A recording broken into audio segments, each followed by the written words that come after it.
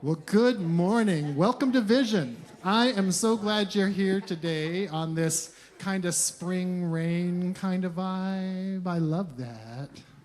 The sun's out right now, but I'm pulling for a little more rain later. Sorry, my plants will like it too. But I'm so glad you're here. We've got a lot to celebrate today. So let's stand together and start off with some affirmation kind of singing.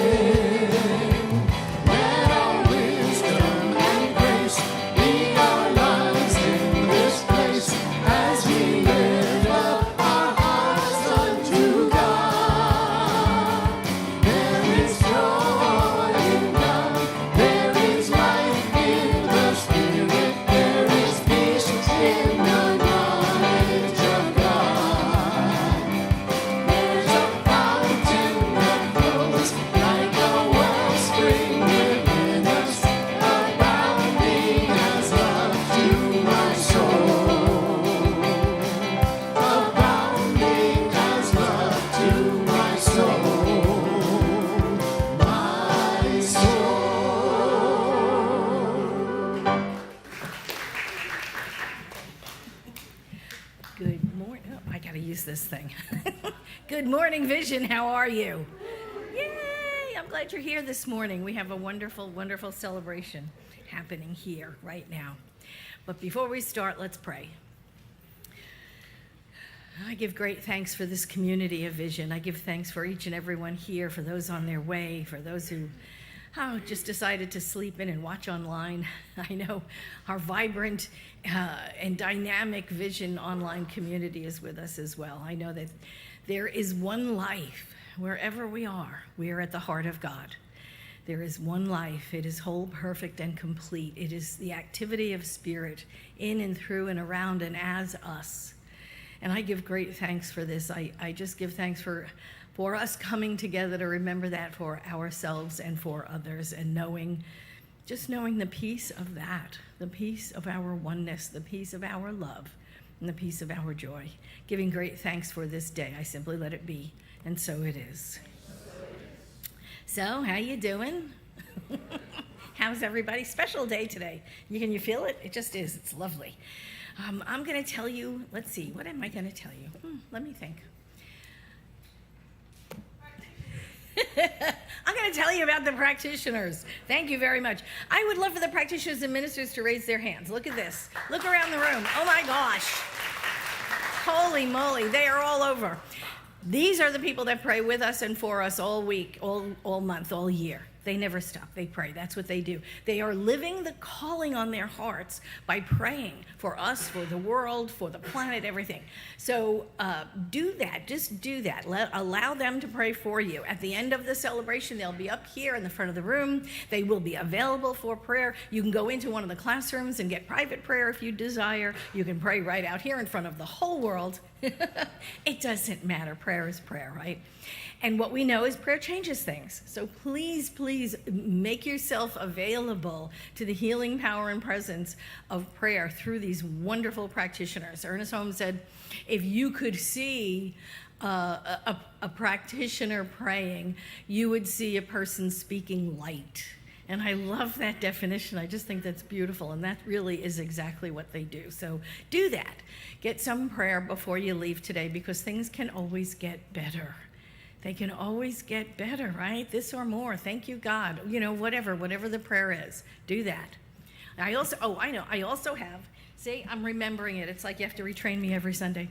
We also have guest packets. I love this. Patricia Coughlin makes these up for us every week. Thank you, Patricia. And you know, it was her birthday, yay, yesterday, so happy birthday. She makes these up for us. That tells you all about who we are as a spiritual community, our affiliation with Centers for Spiritual Living Worldwide Movement, and the work that we're doing in the world. It's all in here. Look, a teeny tiny little folder, and it's all in here. So get one. If you've already read it and committed it to memory, pass it on to somebody else who could absolutely use this. And you can invite them here, and then they get the opportunity to change their lives through this practical spirituality as well. So please grab one on your way out. Give it to somebody you work with. Say, here, you need... No, don't say that. Say, here, I've got a wonderful opportunity for you. There's a greeting on the front. Let's say it together. You ready? You with me? Whoever you are and wherever you are welcome here. You are safe and you are loved. I love that. It sounds good. It's perfect. It's us. So turn to somebody and say, welcome to Vision. Glad you're here.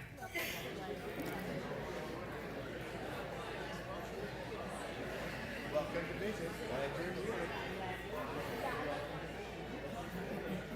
Welcome to Vision. Welcome to Vision. I'm glad you're here. Look, see people getting up, walking around, just welcome each other. I love it. It's so lovely. Yay. I'm going to turn it over right now to James Vandenberg and the Celebration Singers, and we together are going to sing our centering song to prepare us for our 5-minute meditation. Take it away.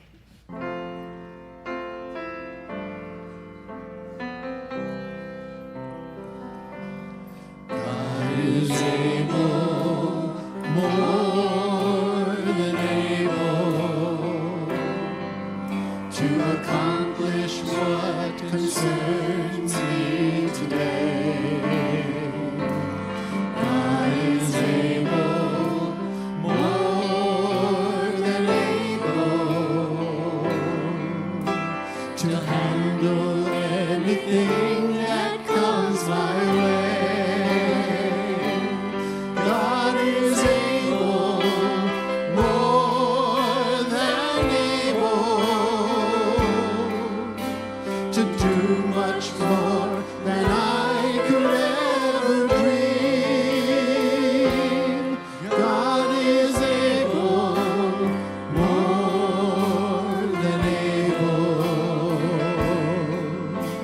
To be my life abundant and free. God is able, more than able, to accomplish what concerns me today. God is able, more than able, to handle anything that comes my way. God is able, more than able, to do much more than I could ever dream. God is able, more than able, to be my life abundant and free.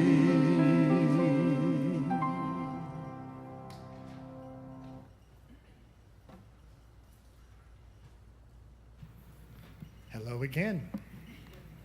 My name is James Vandenberg, and I'm a licensed practitioner here at Vision, and it's my honor and privilege today to walk us through this time of prayer and meditation. So please take these quotes into heart and mind, and allow the tones of the bowl to take you into and out of our 5 minutes of silent meditation. First, we have from this 17th century English cleric Jeremy Taylor.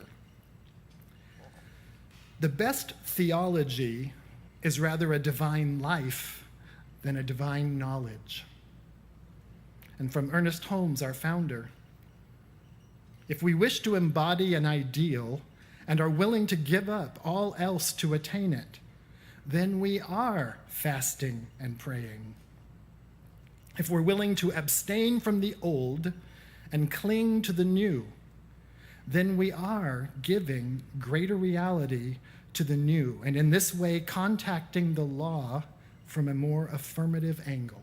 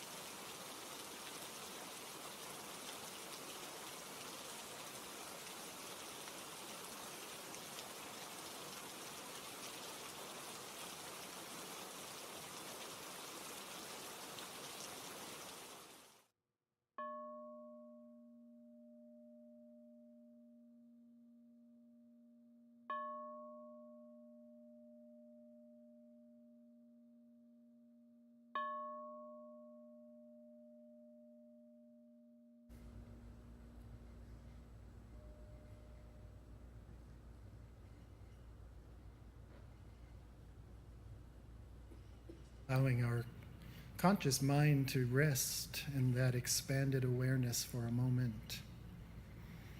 Breathing, being breathed by the divine life within.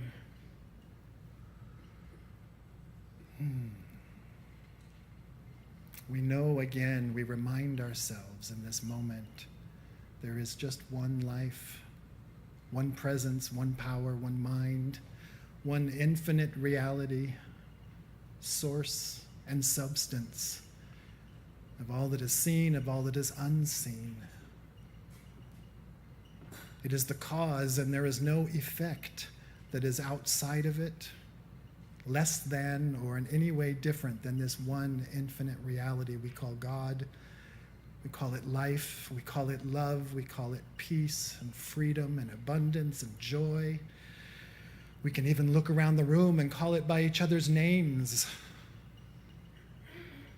For everywhere you look is the fullness of the presence of the one life, the one presence, the one mind, the one substance. And I know that's the truth of my being, that even in the very space that my body occupies down to the smallest parts of the cells is the center of that divine power, divine presence, divine substance, the divine activity of spirit as me, as my unique self. I am a center of the one life that we call God. My mind is a center of cooperation with God. My mind is the activity of this infinite power. It's the truth of my being. And I know this to be the absolute truth of each one present here and online and throughout this world and beyond, each a center of that divine life, a center of its presence and power and activity. So I know and accept for each one of us peace, freedom, joy, abundance, wisdom and guidance, beauty. I know I'm just kind of reciting the names, the words up on the banner, aren't I? The qualities of God. But here's why. They're not just ideal qualities, they're the activity that constitutes the divine presence, which is right here where I am, and right there where you are. The activity that constitutes the divine presence is a peace that can't be messed with, an abundance that's overflowing, a harmony that is absolutely unyielding, an unfathomable wisdom and guidance and freedom. So I absolutely know that that truth of spirit as me, as each one present, overflowing into form and experience as fulfillment in all its forms, money and cash flow and abundance, health of body, health of mind, health in our relationships, peace in our world, peace in our families, peace in our own hearts and minds, freedom to be and do and have the most desired good you can imagine. For I absolutely know that every desire on each one's heart is simply the divine life as us, saying yes to its own greater expression as us. And I know that spirit is even now flowing into form and experience as abundance and freedom and power in all its forms for us. This is the truth of being. I don't speak these things in order to fix something. I speak these things because it's the truth of our being. And here and now, me knowing this, and you, each one, joining me in knowing the truth of being is cause to its showing up in our world. So I give thanks for this demonstration of God as us. I give thanks for the demonstration of the God life I am and the God life that each one is. I give thanks for the demonstration of joy and peace in all of the people that help make vision happen the music, the tech crews, and all the volunteers. Each one a demonstration of God, a full-blown demonstration of that life, celebrating joy and peace and freedom. I give thanks for the demonstration of truth as us. So I release this knowing, this word, this prayer into that law, into that principle we're using today to demonstrate this truth. I release it with full confidence that this is so. And so it is.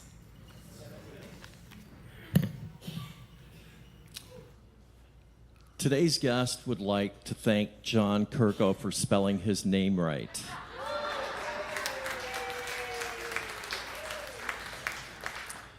Anybody want to buy a vowel? So today's guest actually grew up in a working-class Hungarian neighborhood in East Toledo, Ohio. And the neighborhood was filled with people who actually kicked the Russians out in 1956.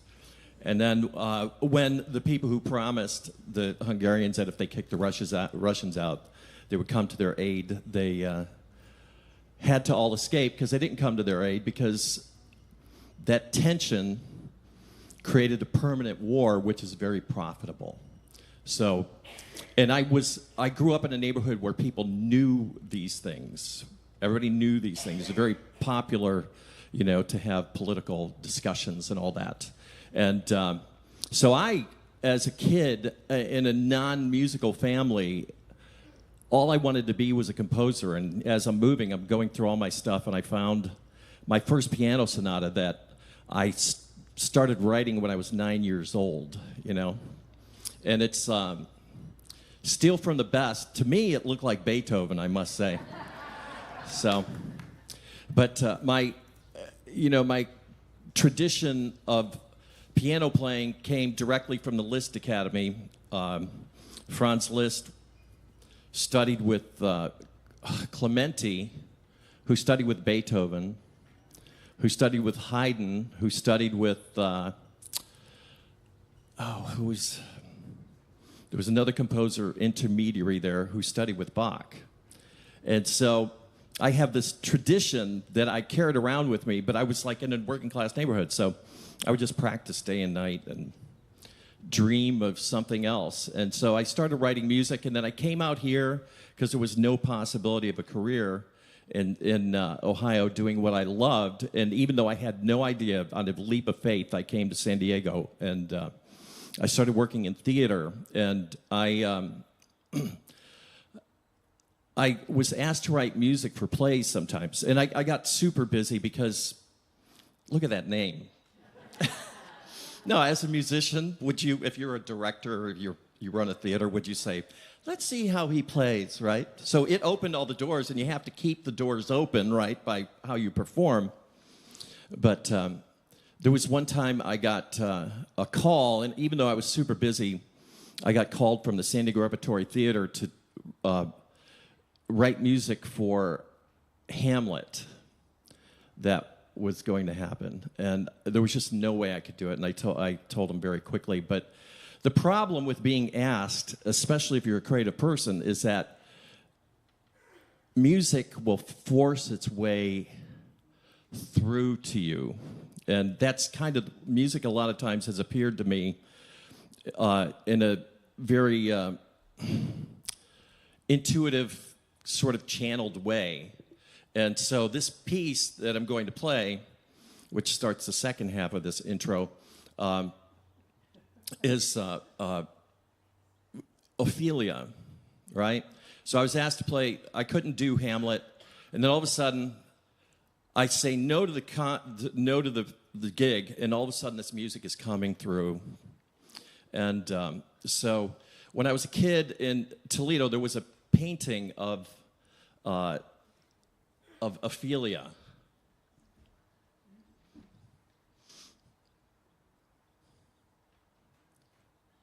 So, what we're going through right now, if you're familiar with Jungian archetypal psychology, this craziness in the world is the wound of the archetypal feminine, right? I may not be 100% right, but that's what we're going through. Maybe that's how we phrase it as patriarchy. But so this piece of music came to me, and it's a healing piece. And now, I haven't played music here because I don't write words for my music, because the invention of language was kind of the birth of duality in the human brain. Now, I've read stuff like this. I'm not making it up. I've read scholars. And so I love classical music, and if you go hear a Mahler symphony, you can have this profound experience of music, and you tell yourself the story. And the last part of this is Paramahansa Yogananda said, if you have no access to sacred texts or religion, if you read all of Shakespeare, you will become enlightened. So there was a movie that came out recently called Hamnet. How many of you have seen it? It will change your life. It's so profound. You've got to show it here. And so essentially, the film deals with the protagonist, Shakespeare's wife, who does not succumb to the wound of the patriarchy. And so she's kind of out doing her own thing. And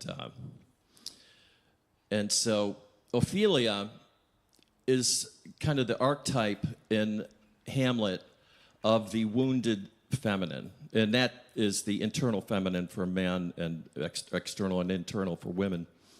And she's talking about all the herbs and stuff, and then she immerses herself. And that's, in archetypal psychology, that's the emotions, okay? So now we are a room filled with practitioners and people who know about phrasing something to be positive. So we have an opportunity right now to create an acupuncture point of healing. That's what we do. And so the story that you're going to tell yourself while I'm playing this music is maybe not a wordless story, but it's a story of healing.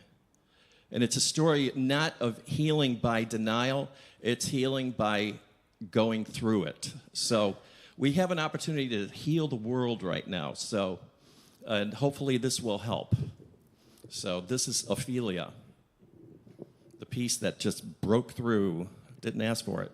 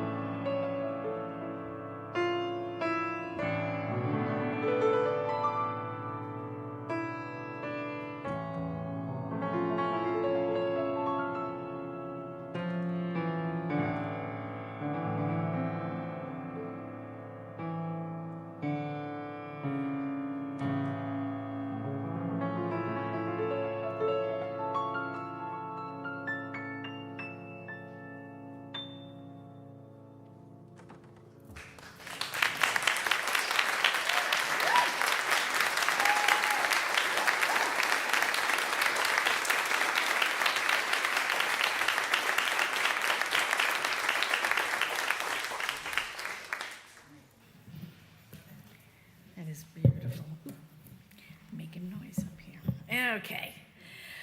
This is the last talk of April, and it's the last talk of the month's theme, Practice of Becoming. So we're discussing the divine ideal. And you know, we can think of divine ideals like as the highest possible versions of qualities, right? You know, truth and compassion and beauty and courage and intelligence, you know, not just the human attempts at them, but their purest form, the way they would exist if nothing diluted them.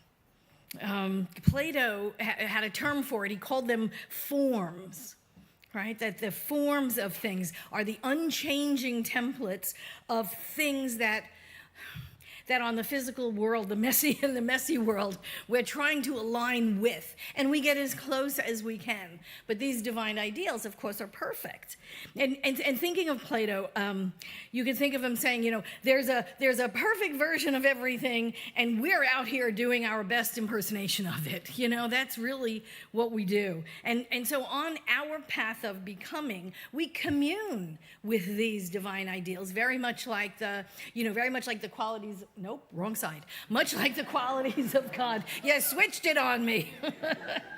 Just like the qualities of God, right? These divine ideals, they are universal intelligence, right? They're in there, and they are the qualities of spirit that know no opposite.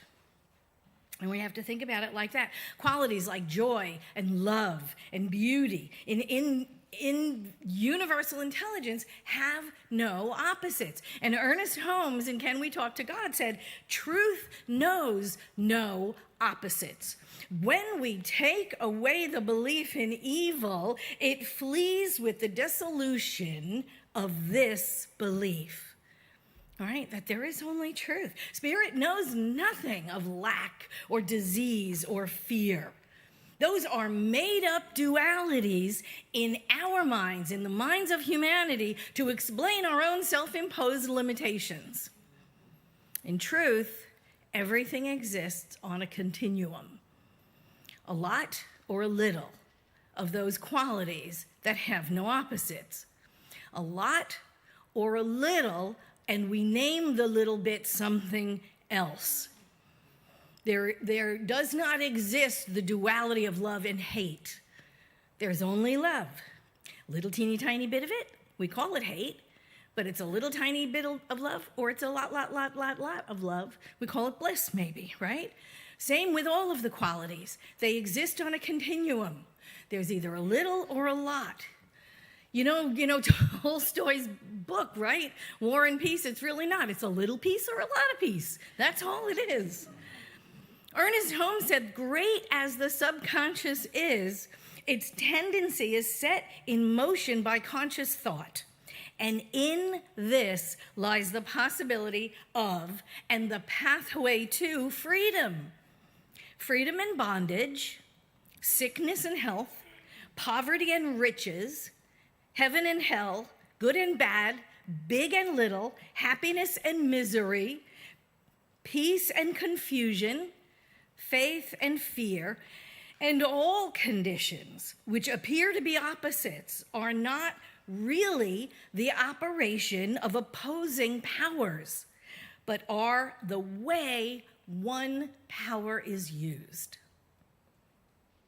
So in our day-to-day life, we don't experience these divine ideals directly, right? As the ideal perfection. We experience them a lot of times as intuitive or pulls. Don't you feel things sometimes, right? You feel pulled toward something, a sense that something can be more true for us, a feeling that we can act more justly, or an intention of beauty to flow through us, or a meaning of our lives that has not yet been fully expressed.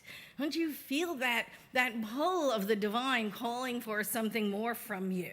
It is that intuition of a higher calling, and that pull is basically our interface with these divine ideals. The divine ideals are in universal intelligence, and they come to the mind of the human when we contemplate, when we meditate, when we vision, we get inspired by these divine ideals. And we come out of those experiences, claiming those ideals for ourselves. I am going to be calm today. I'm going to be wise. I am wise. I'm emotionally mature. And then 5 minutes later, somebody cuts us off in traffic and we spiritually transform into like a medieval warlord. That's the game, right? I mean, that's the game. The divine ideals are like, here's what you could be. And reality steps in and says, here's what you just did. And sometimes they're not even close. I mean, sometimes they're close, but not all of it. I mean, think of the divine ideals as guideposts for us. The divine ideals, all of them that exist in the mind of spirit, those divine ideals are like our North Star. We approach perfect compassion. We approach perfect wisdom. And the existence of those ideals in our mind give us direction. The way we relate to these ideals is to treat them less like rules and more like directions. They're not standards we fully meet a lot of times, but they are orientations. They're ways for us to look. They point us in the right direction. For example, the question is not, am I perfectly just? The question is, am I moving toward justice in the way I've treated people today? Right? It's a sign along the way. And that shift keeps us motivated rather than paralyzing us. Because sometimes, the perfection of those divine ideals sometimes can get us stuck right where we are. But without the North Star to guide us, the growth that we experience would just be random. It would be just random self-improvement, right? With no deeper orientation than that. So the first thing they are is directions. The second thing is they create tension in us, don't they? When we know a divine ideal and it's about us living up to it, and we notice the gap in between. What is our current behavior or habits or reactions and what they could be, the divine ideal, the ideal that we know that exists in God, right? That gap can make us feel uncomfortable, but it is the engine that drives our development. Here's how I act. Oh, here's how I can act. Sometimes it's different. Sometimes it's not. But the one caution is it's easy to turn these divine ideals into perfectionism. And that's really, that doesn't help, right? Because then we get paralyzed because we're not good enough. If it turns into a conversation about not good enough or self-criticism, then it doesn't help. If the gap is just, I'm not, I'll never be, then we stall out right there on our path, and we don't want to do that. The point here is not to become flawless. These divine ideals are to give us that motivation to become more aligned, to become our more authentic self. It's not about perfectionism, it's about authenticity. And the third thing these divine ideals do is they individualize themselves through us. They're different for each one of us. Even though the divine ideal is universal, we personalize it. One person accesses the divine ideals of truth through science, someone else through art. Someone else can align with the divine ideal through honest conversation or through speaking. Yay. Each one of us draws from that universal intelligence, these divine ideals, and we personalize them. The ideal stays universal, but our expression becomes personal, filtered through our own temperament, our own experiences, and our own ideas. We personalize these universal ideals. And fourth, we embody them. We embody them. They become real through us. It's easy to admire the ideals, the divine ideals in writing, in theory, but evolution happens when we translate them into our behavior, right? Patience when we're irritated by something or someone, or integrity when we know it's going to cost us anyway, or creativity when it might be easier to copy your neighbor's paper, right? When the abstract becomes real in our lives, that's when we actually change. We look at the big picture. The process looks like this. We sense an ideal, often through inspiration or intuition or dissatisfaction. We interpret it in our own way. We struggle sometimes to live it out in our lives. We redefine ourselves through that struggle. We evolve. That's how these divine ideals, the divine made real. Over time, we become a slightly clearer expression of that divine ideal. Ernest Holmes said, "The change of consciousness does not come simply by willing or wishing. It is not easy to hold a mental attention to an ideal while the human experience is discordant, but it is possible. Knowing the truth is not a process of self-hypnosis, but one of gradual unfoldment of the inner self." So aligning with these divine ideals, it's just creating more of what Spirit knows us to be. We allow more of our spiritual truth to be our life. And the role of the divine ideals is not to judge us, right? The divine ideal is here and you're like, well, you're failing, or you're a C+ or something. It's not about that. It's more like quietly saying, there is a higher possibility for your life. You want to express more of it today? Right? It's more of a question. So it's something like this. Imagine there's a giant cosmic Wi-Fi. It's a network called Universal Intelligence. It has unlimited data, perfect signal, and somehow nobody has to reset the router.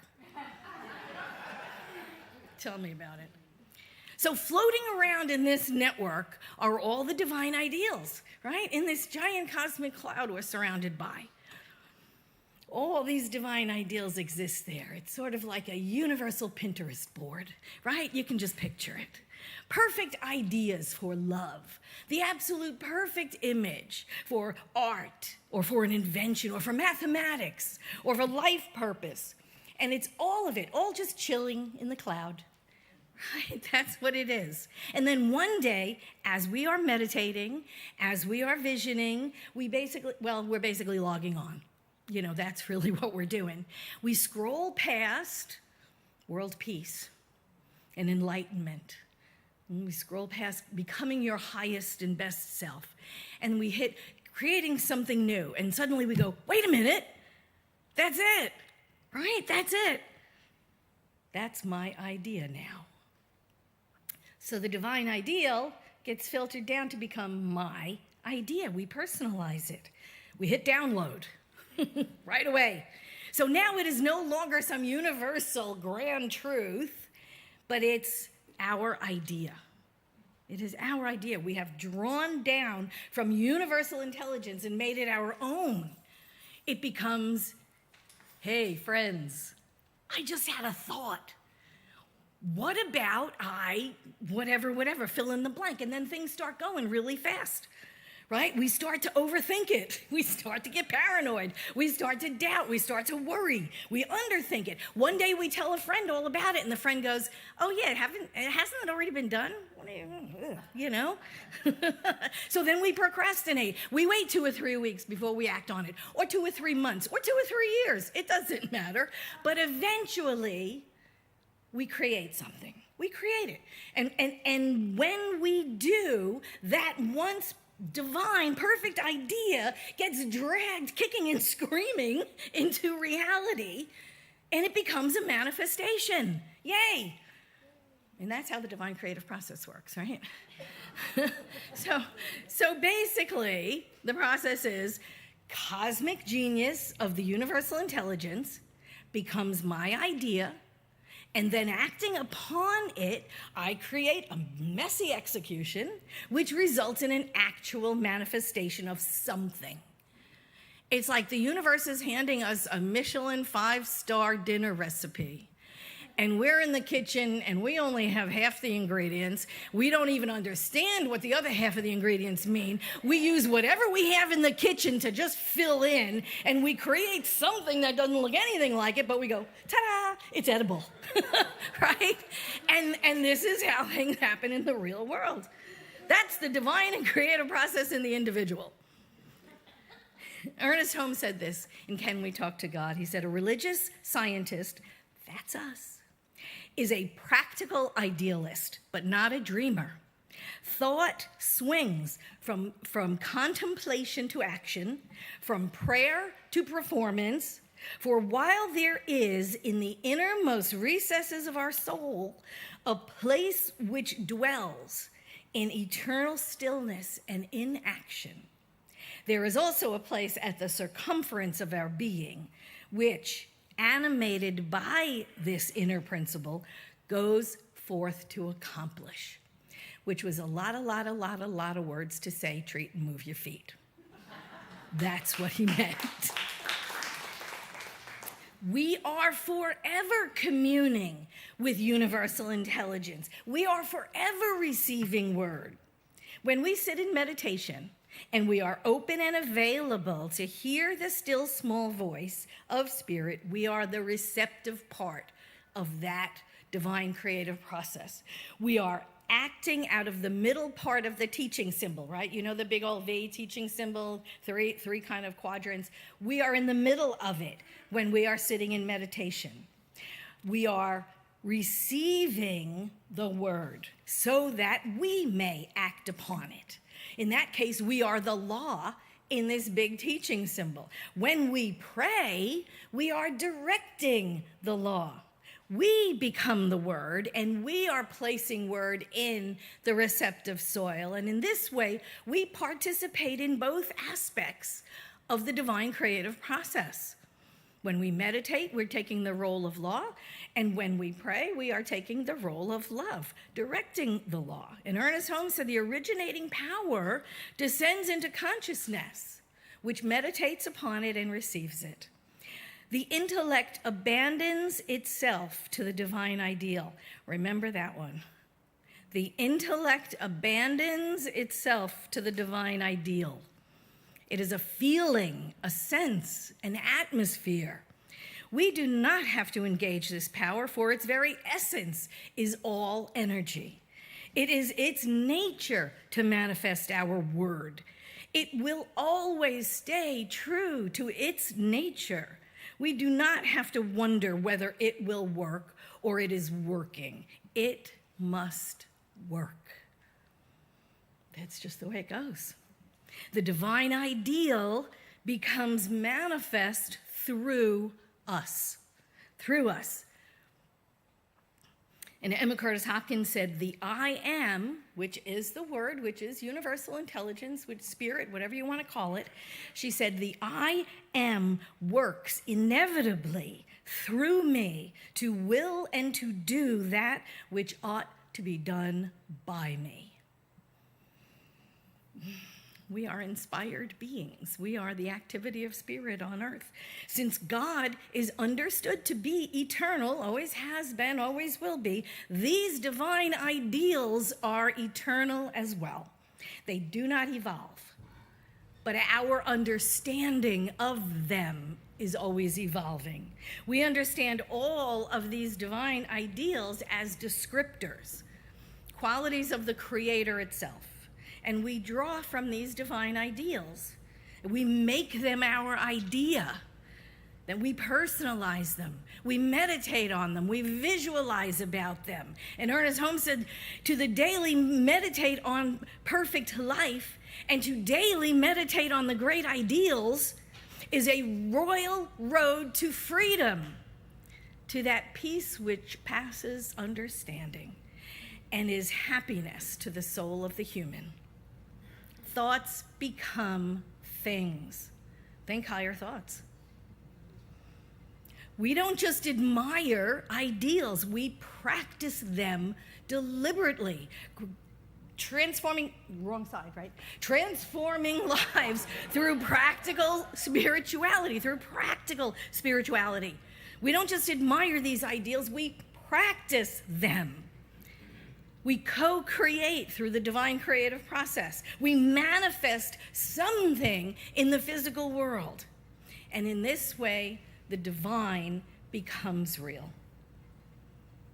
Ernest Holmes said, unless we're engaged in a spiritual and mental practice, we need not spend more than 30 minutes to an hour each day in meditation. Anybody? Okay, we're doing that. This amount of time is of inestimable value to our practical life, for it is here that we join the real to the ideal and receive inspiration for action and guidance toward accomplishment in our everyday life. That's what we do. This is what we do. We contact the divine ideal, we make it real, we personalize it, we embody it, we demonstrate it, we change our lives, and we change the world. Let's go do it. Thank you.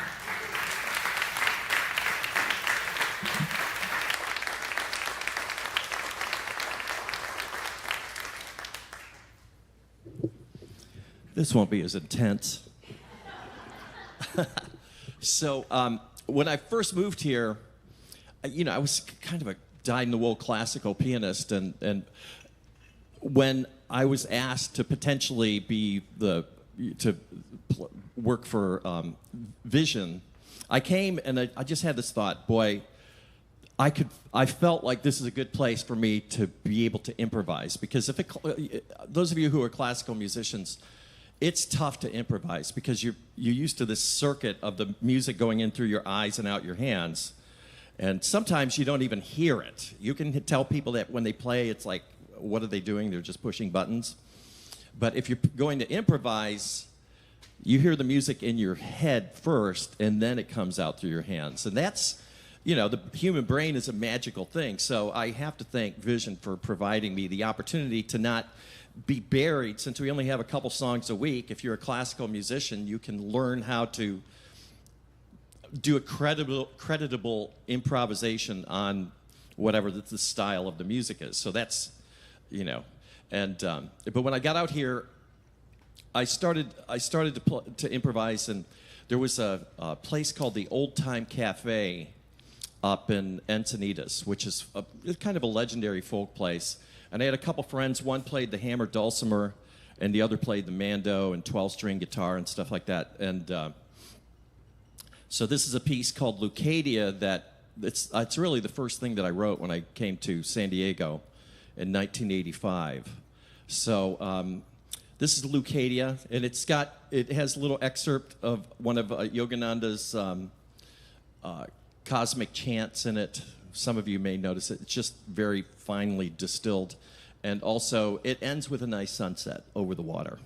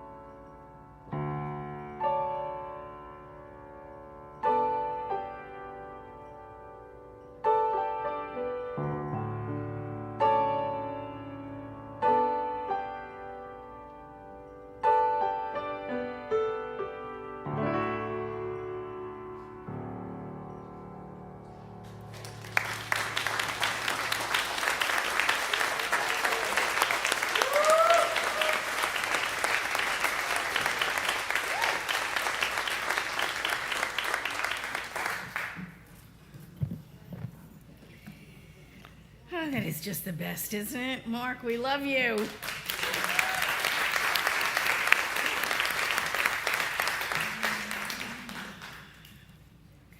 So now it is time for our conscious circulation. This is our opportunity to circulate our good and see it, how it comes back in all sorts of different and wonderful ways. So please join me in prayer.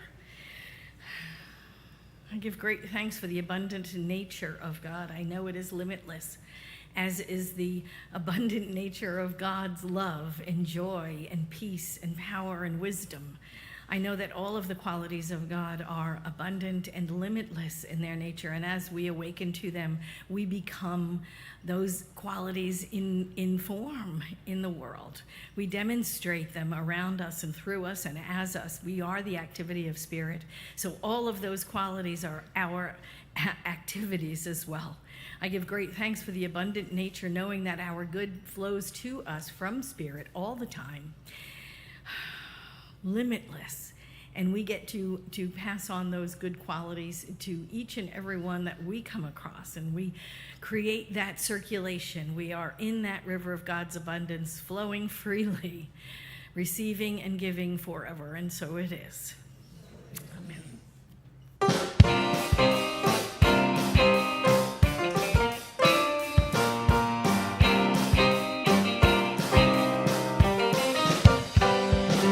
I'm grateful, so thankful.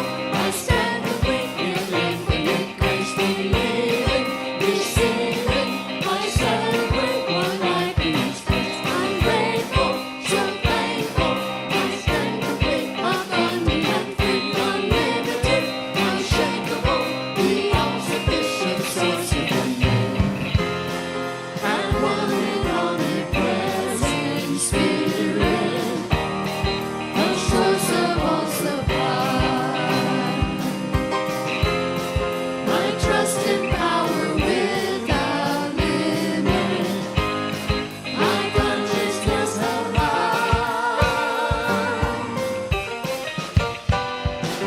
I'm grateful, so thankful. I stand complete in infinite grace, believing, receiving. I celebrate one life in His grace. I'm grateful, so thankful. I stand complete, abundant and free, unlimited, unshakable, the all-sufficient source within me.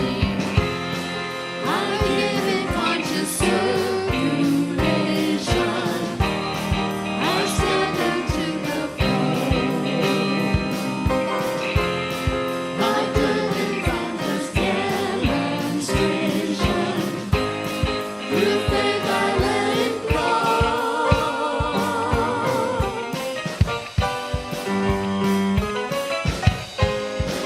I'm grateful, so thankful. I stand complete in infinite grace, believing, receiving. I celebrate one life in His grace. I'm grateful, so thankful. I stand complete, abundant and free, unlimited, unshakable, the all-sufficient source within me. I'm grateful, so thankful. I'm grateful, so thankful. I'm grateful.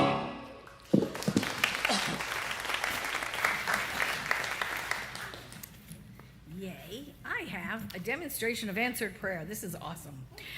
This is from Gary. He said, a few Sundays back, I was about to leave after Sunday service and got a very strong message to put a prayer request in the box. I'm on the board of a local organization that has a central HVAC unit that does not work, was not working during the last heat wave. I was getting quotes to repair from 2 different services that advised us to replace the thing. I received quotes for $18,000 and over, and yet, being a nonprofit, this cost was impossible, or so I thought. You know how prayer changes things, right? 2 weeks after I put in the prayer request, grant opportunities showed up that I had no idea were available or even existed. The way they showed up was a miracle. And to date, I now have 3 grant opportunities. I've selected one and the paperwork is in. I await that positive response with money in hand soon. I love it. What a wonderful thing. Thank you so much. We just know that God finds a way, right? God makes a way out of no way. I love it. I just love it. And now it is time for the last word by Johnny Kirko.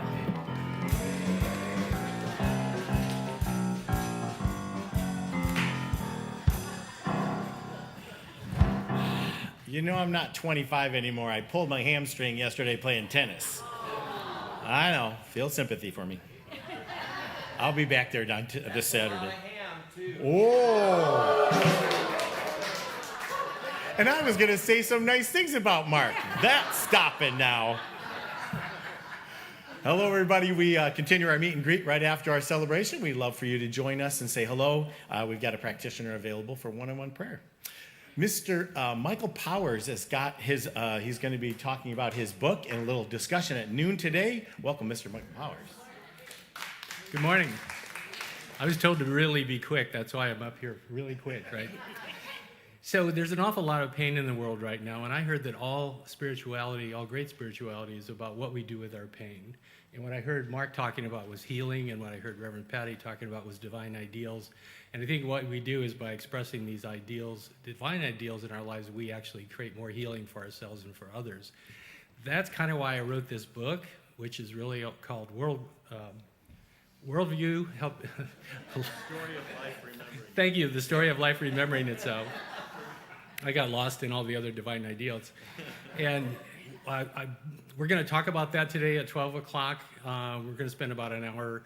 Half of that will be questions and answers and talking about it, and then I'll also be able to sign some books. We have some available if you'd like to know more about it.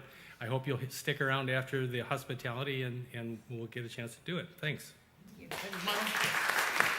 That starts right at noon. There's still time to join Reverend Patti's Foundations class. It's on Monday nights at 6:30. So join her. You can do that online, or you can be right here in the space with us. Also, James Vandenberg, we have another class called Building a Healing Consciousness. Yeah, Building a Healing Consciousness starts in May.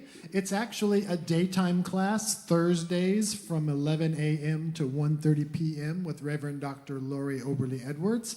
This is a class, it's so funny because, I've been here 15 years, and we've never offered this class before, and it's already been revised and everything, but this is kind of where principle and practice come together for you individually as you express into your life.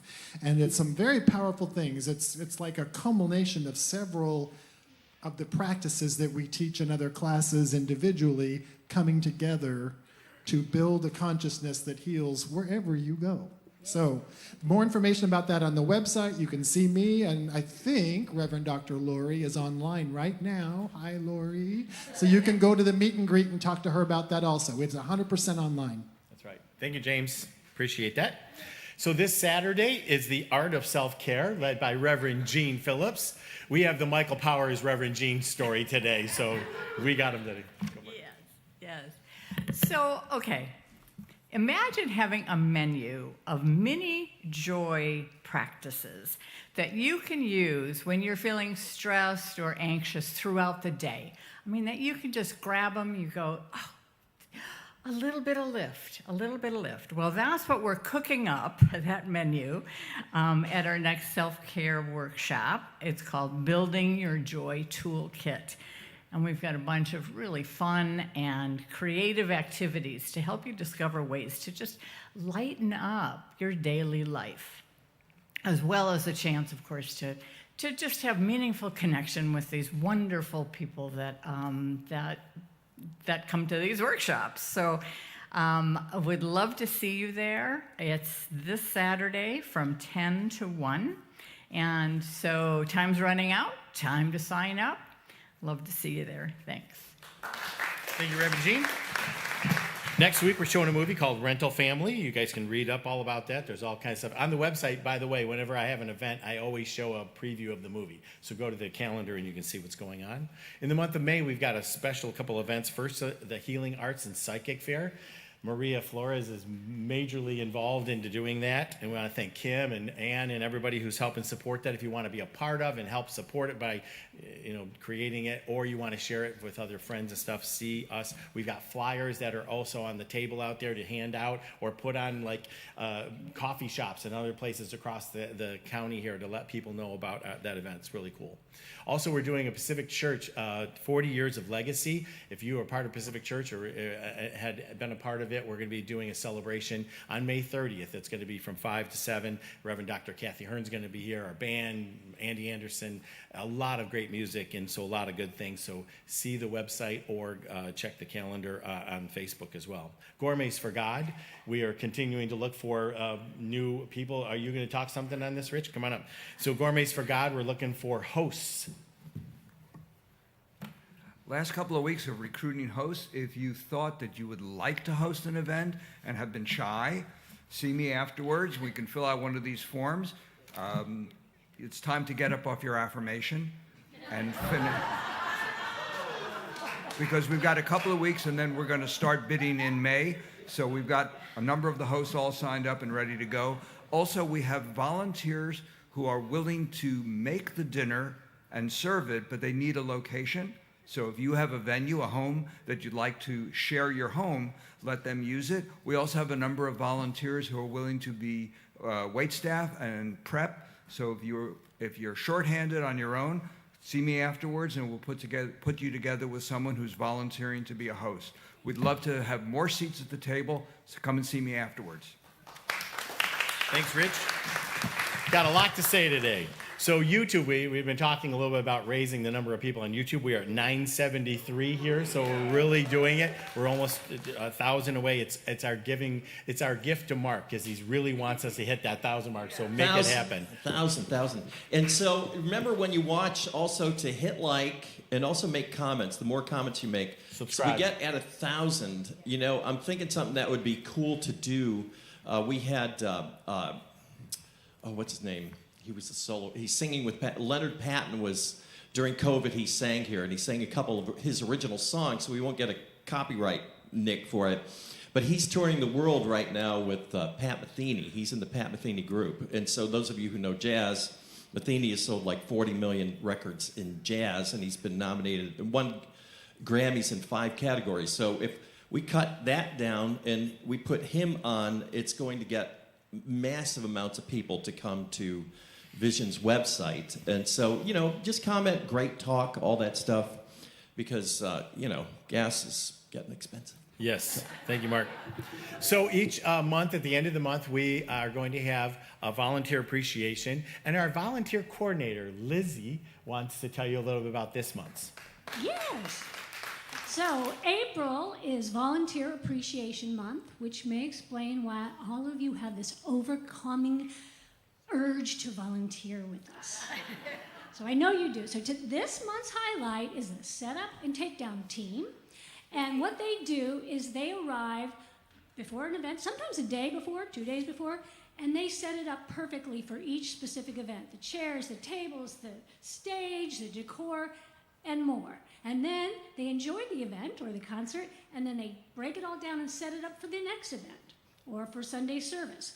And if you would like to join this team, it's a fun team, they could use your help.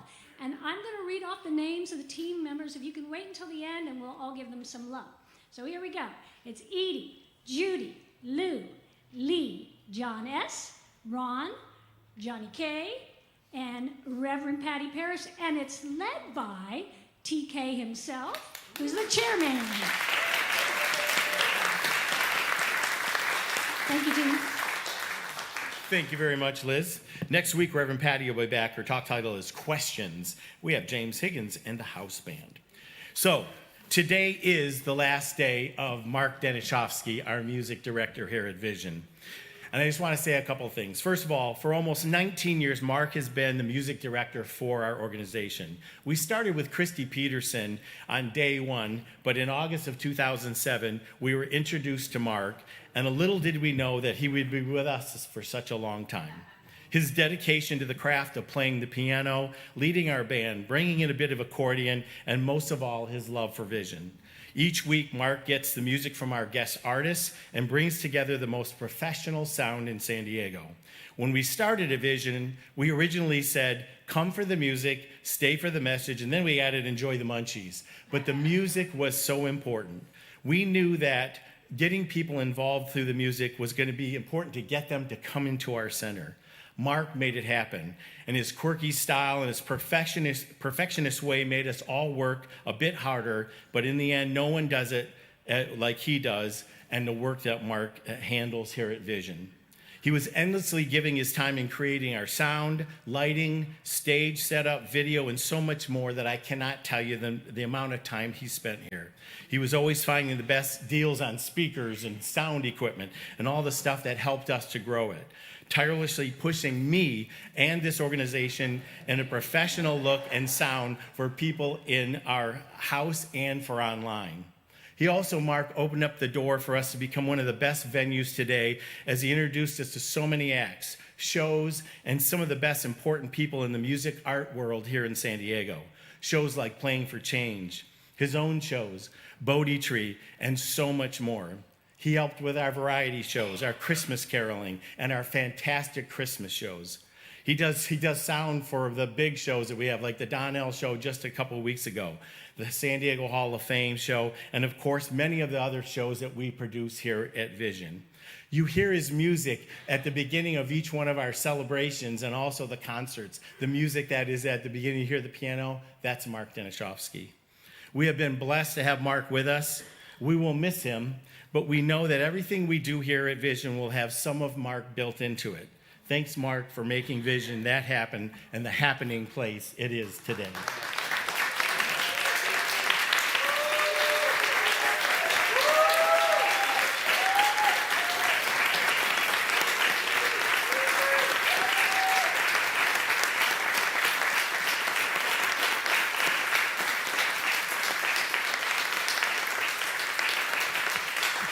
Now, I want to ask Betty Brink to come up for a second.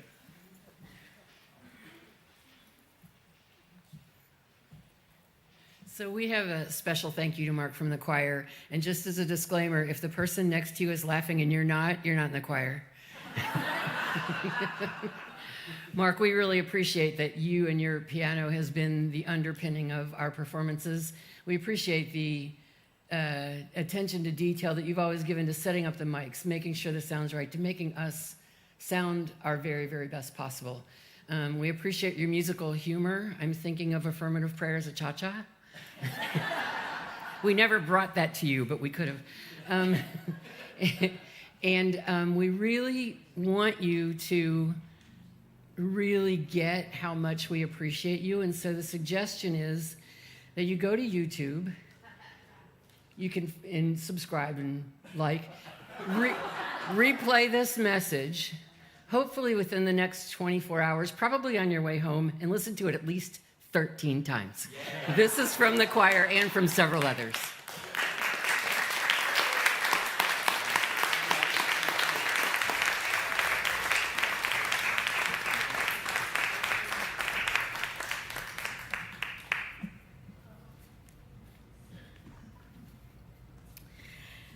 You know, anytime there's a change, people go, oh no, but we know that life is change. And, you know, when we started Vision, like John said, you know, Christy Peterson was here, and she was like, oh, I'm moving to Arkansas. We went, oh no. But we know that change is life. And she introduced us to Mark. She was like, no, I have the perfect person. And she did. She did. And all of these years, Mark is the perfect person. He served this community so well, and we love him, and we are going to miss him, and yet still I am happy for his new adventure and loving you on your way and missing you already. Thank you so much. We have a little gift for you as well.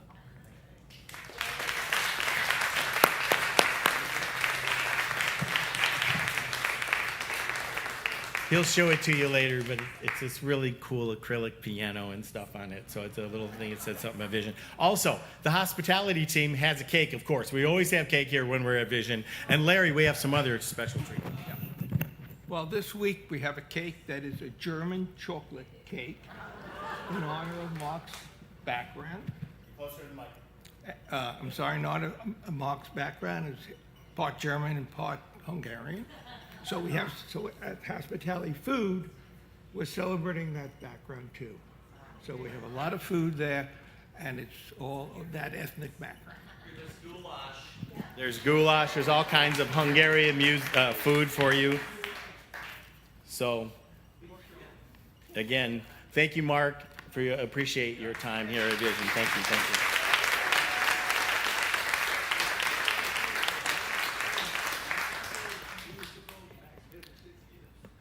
So I already spoke a lot. So, to me, as you could tell, life is music. You know, that's what it's been. And I pragmatically tried to get a PhD in biochemistry.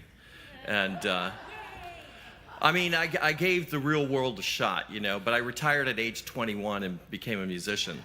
So, but anyway, one thing that I want to say that I'm particularly proud of, Reverend Patti, can you stand here for 1 second?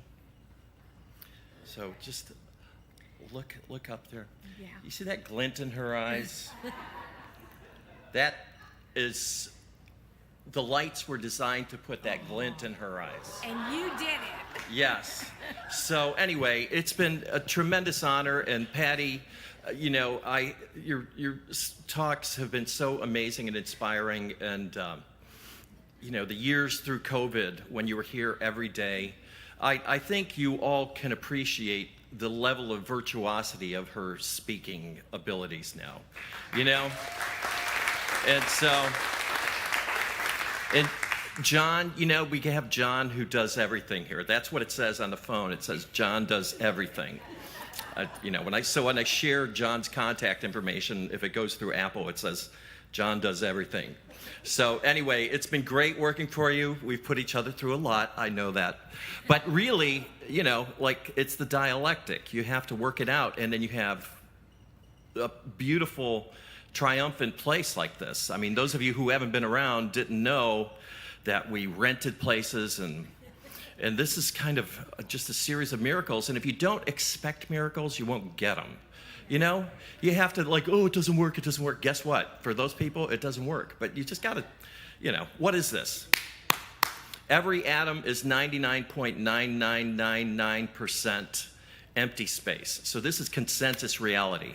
So you create your own reality. I meditated for 42 days and I got a Steinway piano. I'm telling you, it's the truth. Literally, I did. So anyway, so I love you all, and thank you for everything, and thank you for allowing me to grow, and having a steady bit of income as a musician is an amazing thing. It really is. Especially if you're a freelancer. I'm so self-taught that I can't be at the universities. So I have to do gigs. So anyway, thank you for everything.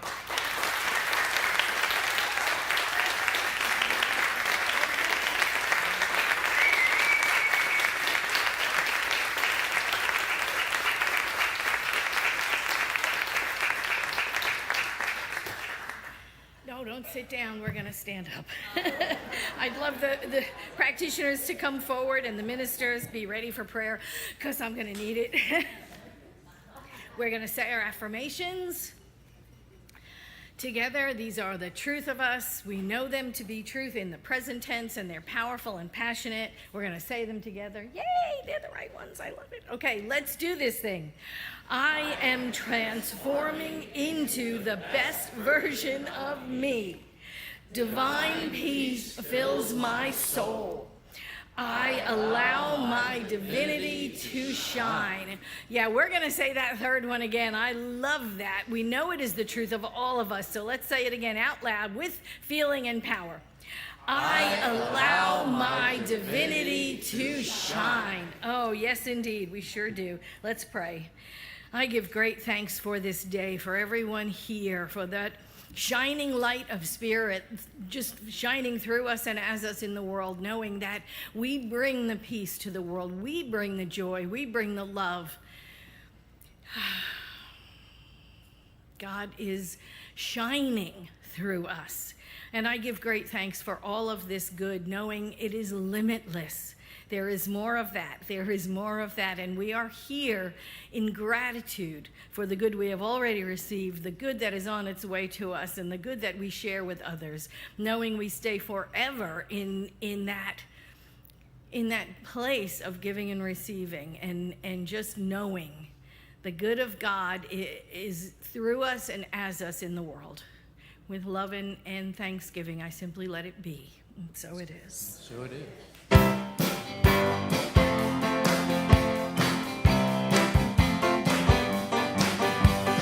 Peace for the world starts with me.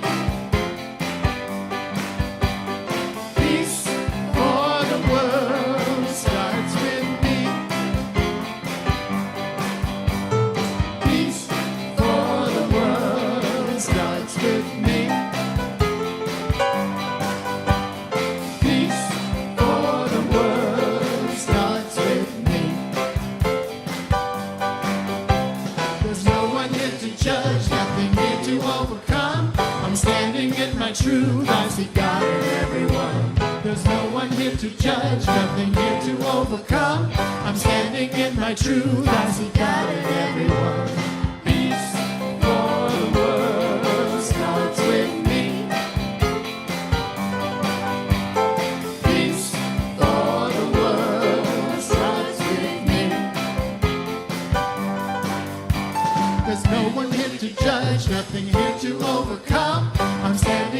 my truth. I see God in everyone. There's no one here to judge, nothing here to overcome. I'm standing in my truth. I see God in everyone.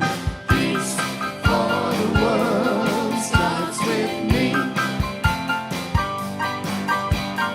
Peace for the world starts with me. Peace for the world starts with me. Peace for the world starts with me.